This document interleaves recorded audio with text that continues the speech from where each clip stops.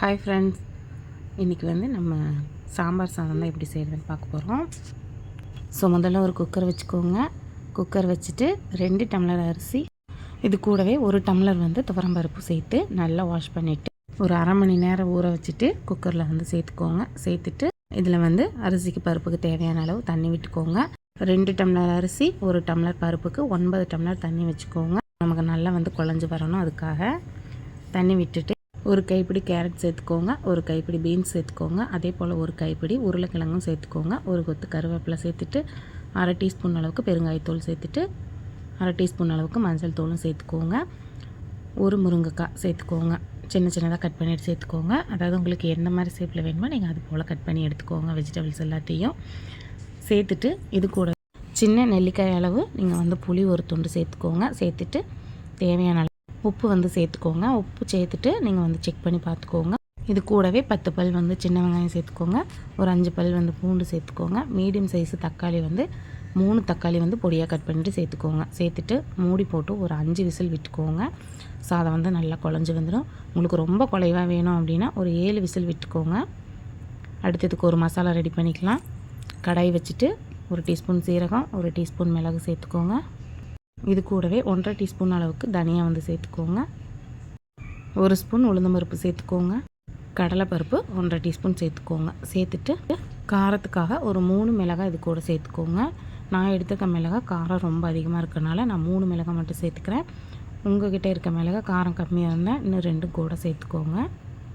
சேர்த்துட்டு நல்லா வறுத்துக்கோங்க. உளுந்தம்பருப்பு கடலைப்பருப்பு இதெல்லாம் நல்லா கலர் சேஞ்ச் ஆகி வரணும். அது வரைக்கும் நல்லா வறுத்துக்கோங்க. பாருங்கள், இந்த அளவுக்கு நல்லா வறுபடணும். ஸோ இந்த அளவு வறுத்துட்டு இதை ஒரு மிக்ஸி ஜாரில் மாற்றிட்டு நல்லா ஃபைன் பவுடராக அரைச்சி எடுத்துக்கோங்க. அரைச்சி ஓரமாக வச்சுட்டு அடுத்து ஒரு கடாய் வச்சுக்கோங்க. கடாய் வச்சு அதில் 2 குழிக்கரண்டி அளவு எண்ணெய் சேர்த்துக்கோங்க. இதில் அரை டீஸ்பூன் அளவுக்கு சீரகம் சேர்த்துக்கோங்க. கூடவே ஒரு கொத்து கருவேப்பிலை சேர்த்துக்கோங்க. நம்ம ஆல்ரெடி நிறையவே கருவேப்பிலை சேர்த்துருக்கோம். ஸோ இந்த ஸ்டேஜில் கருவேப்பிலை சேர்க்க விருப்பம் இருந்தால் சேர்த்துக்கோங்க, இல்லாட்டி நீங்கள் ஸ்கிப் பண்ணிக்கோங்க. கருவேப்பிலை சேர்த்துட்டு நல்லா ஃப்ரை பண்ணிக்கோங்க. நல்லா பொரியணும். நல்லா பொரிஞ்சதும் ஒரு 2 காஞ்ச மிளகாய் அப்படியே முழுசாக சேர்த்துக்கோங்க. சேர்த்து இதையும் நல்லா வறுத்துக்கோங்க. வறுத்துட்டு இது கூடவே நம்ம ஏற்கனவே வறுத்து அரைச்சி வச்சுருக்க பொடியை சேர்த்துக்கோங்க. இப்போ ஸ்டவ்வை முழுமையாக லோ ஃப்ளேமில் வச்சுருங்க. ஹை ஃப்ளேமில் வச்சிங்கன்னா ரொம்ப கரிஞ்சு போயிடும். அப்புறம் சாப்பிடும் பொழுது நல்லா இருக்காது. ஸோ ஸ்டவ்வை லோ ஃப்ளேமில் வச்சுட்டு அதுக்கப்புறம் நம்ம அரைச்சி வச்சுருக்க பொடியை சேர்த்து நல்லா வதக்கிக்கோங்க. நல்லா எண்ணெயிலே வதக்கும் போது அந்த பச்சை ஸ்மெல்லாம் சீக்கிரம் போயிடும். வதக்கி விட்டுட்டு 1.5 ஸ்பூன் அளவுக்கு சாம்பார் தூள் சேர்த்துக்கலாம். இது ஆப்ஷனல் தான், வேணும்னா சேர்த்துக்கோங்க, வேணாம் அப்படிங்கிறவங்க ஸ்கிப் பண்ணிக்கோங்க. சேர்த்துட்டு இதையும் லோ ஃப்ளேம்லேயே வச்சு ஃப்ரை பண்ணிக்கோங்க. ஒரு நிமிஷம் போல் அப்படியே கலந்து விட்டிங்கன்னா இதோட பச்சை வாசமும் நல்லா போயிட்டு நல்லா ஒரு வாசனை வரும். இப்போ இது ஒரு ஓரமாக இருக்கட்டும். சாதமும் விசில் வந்துடுச்சு. இப்போ இதை ஓப்பன் பண்ணி பார்த்துடலாம். பாருங்கள், இந்த அளவு சாதம் நல்லா வெந்து வந்திருக்கும். உங்களுக்கு இதை விட குறைவாக வேணும்னா 2 விசில் ஜாஸ்தியாக விட்டுக்கோங்க.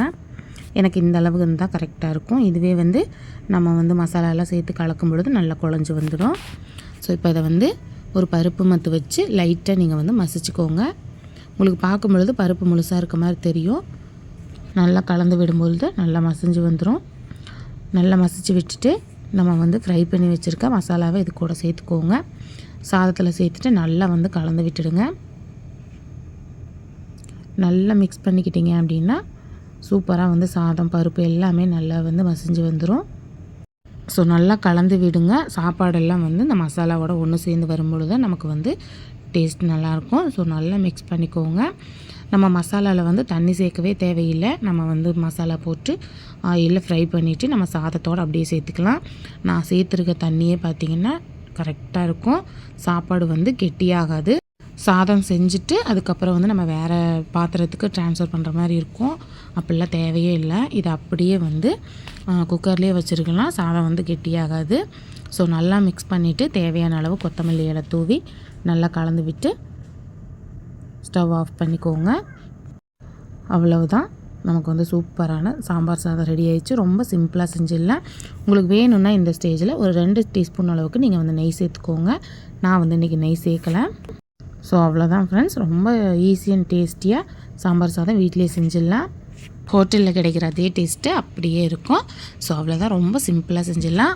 ஸோ இந்த ரெசிபியை ட்ரை பண்ணி பார்த்துட்டு எப்படி வந்ததுங்க கமெண்ட்டில் சொல்லுங்கள். இந்த வீடியோ உங்களுக்கு பிடிச்சிருக்குன்னு நினைக்கிறேன். வீடியோ பிடிச்சிருந்தா லைக் பண்ணி ஷேர் பண்ணி கமெண்ட் பண்ணுங்கள். அண்ட் மறக்காமல் நம்ம சேனலை சப்ஸ்கிரைப் பண்ணி பக்கத்தில் பெல் ஐக்கானை கிளிக் பண்ணி வச்சுக்கோங்க. அப்போ தான் அடுத்தடுத்து போடுற வீடியோ உங்களுக்கு நோட்டிஃபை ஆகும்.